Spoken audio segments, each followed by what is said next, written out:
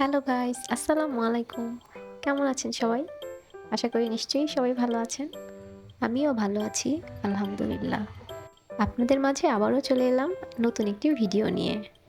আজকে আমি কোয়েল পাখি কী করে রান্না করছি সেটি আপনাদের সাথে শেয়ার করব। তো দেখুন, প্রথমে কড়াইতে তেল দিয়ে নিলাম।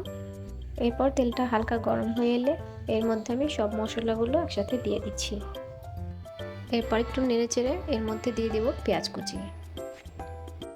এরপর পেঁয়াজগুলো আমি একটু নেড়েচেড়ে লাল করে নেব। তো পেঁয়াজ লাল হয়ে এলে তারপর আমি এখানে আগে থেকে করে রাখা কিছু মশলা, মানে যেই গুঁড়া মশলাগুলো সব কিছু আমরা দিই, সেগুলো আমি একসাথে একটা বাটিতে করে একটু পানি দিয়ে গুলিয়ে নিয়েছি। গুলিয়ে কিছুক্ষণ রেখে দিয়েছিলাম, সেটা এখন আমি এর ভিতরে দিয়ে দিচ্ছি। এর মধ্যে আরও দিচ্ছি আদা রসুন বাটা আর লবণ। এখন এগুলোকে ভালোভাবে নেড়েচেড়ে একটু কষিয়ে নেব। মশলা আসলে যত বেশি কষানো যায় ততই জিনিসটা মজা হয়।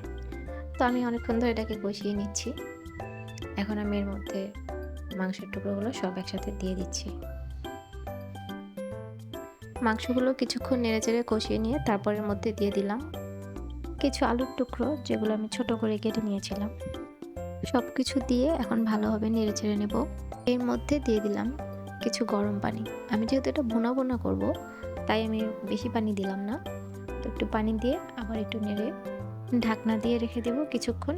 একটুখানি পানিটা শুকিয়ে এলে তারপর আমি এটা নামিয়ে ফেলবো। এই তো আমার কোয়েল পাখি রান্না শেষ। আসলে একেকজন একেক রকম করে রান্না করে, তো আমি আমার মতো করেছি, জানি না কেমন হয়েছে। তো যদি ভিডিওটা ভালো লেগে থাকে তাহলে অবশ্যই লাইক, শেয়ার অ্যান্ড সাবস্ক্রাইব করে দেবেন প্লিজ। আল্লাহ হাফেজ। আসলে একেকজন একেক রকম করে রান্না করে, আপনাদের তো কাছে আমি যদি আমার আমার মতো করে ভিডিওটা রান্না ভালো লেগে করেছি, থাকে জানি না কেমন তাহলে হয়েছে।